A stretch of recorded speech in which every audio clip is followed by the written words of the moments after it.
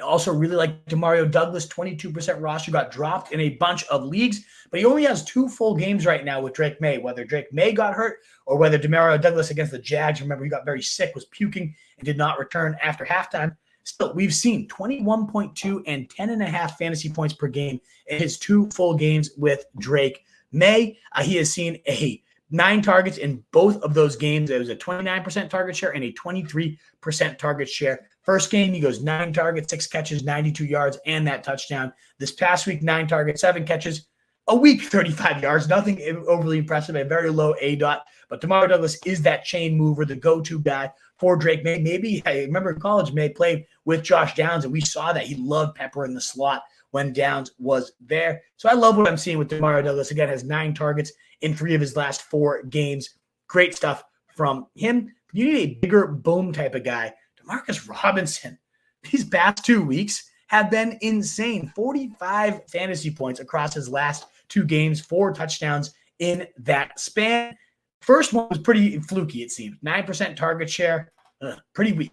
But then 21% target share this last week. Saw 9 targets, 6 catches, 94 yards, and those 2 touchdowns, including the overtime game winner. Now, I know Puka was ejected, probably played a role in it, but we actually saw last year when Puka and Kupp were on the field, it benefited Demarcus Robinson feasting on those number 3 corners. He was a top 15 wide receiver in fantasy points per game, was on pace for well over 900 yards and nearly 12 touchdowns as a starter during that final 5-game stretch where he had 10 or more points in all 5. So it's not like you haven't seen this guy. I know most of his career he didn't show it, but last year we did get that stretch with the Rams, with Matthew Stafford, and we're starting to see him heat up now that Puka and Cooper Kupp are back. It is one of those rare situations where he actually might be better with those starters in front of him, drawing the defensive attention. We saw when they were removed, he could not sustain with top attention from defenses, but as the number 3 weapon, we know Stafford loves him.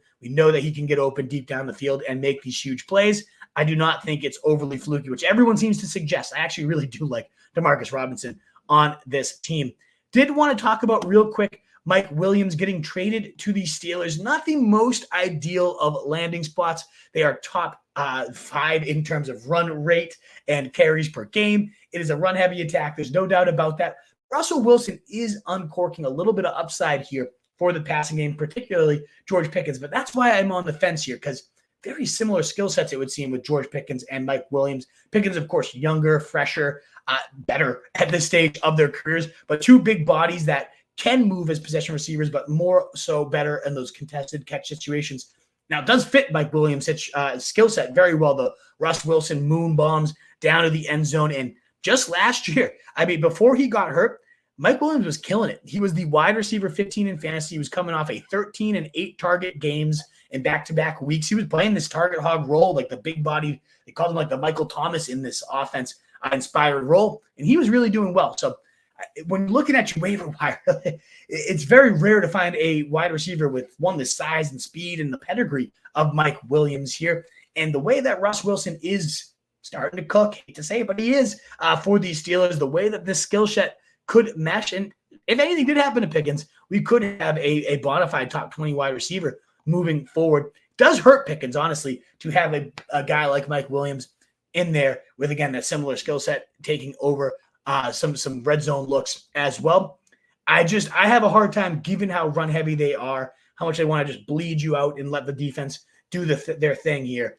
I have a hard time thinking there's going to be enough passing volume for Mike Williams and Pickens to routinely be consistent. I do think Pickens is going to be the clear number 1 here. So I like Mike Williams because I'm going to start getting into some deeper cuts. I'd rather have Mike Williams than, say, Ray McCloud, who's next on my list and somehow nearly doubled the ownership of Mike Williams. I don't understand why Ray McCloud is this owned, but hey, for a 1-week rental coming up, facing New Orleans Saints, a top 7 matchup for wide receivers. This is more so if Drake London ends up not playing, suffered a hip injury, I believe it ended up getting deemed here. Maybe it's an oblique.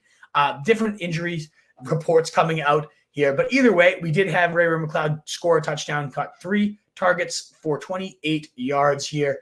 It ultimately scored right around 11 half PPR fantasy points. He had 4 very meaningless games leading into this one. I don't love the player. He's a completely different guy than Drake London, but there's going to be a gaping target gap there for Ray McCloud. So someone you could potentially look at there. And then the last deep cut on my list is Noah Brown, just 2% rostered, coming off a team high 31.6% target share this past week, leading the team there. He's the clear number 2 receiver behind only Terry McLaurin here. 8, 1, 6, and 6 targets these past 4 weeks. One real dud, but otherwise pretty solid volume coming from the rookie of the year, Jaden Daniels, in this offense, and has had 9.8 or more PPR points in 3 of his last 4 games. So a deep cut shout out for sure. What is up, you fantasy wolf? Thanks so much for tuning in. If you haven't already, share your thoughts in the comments, check out some more videos, and join the newest Wolfpack by subscribing below.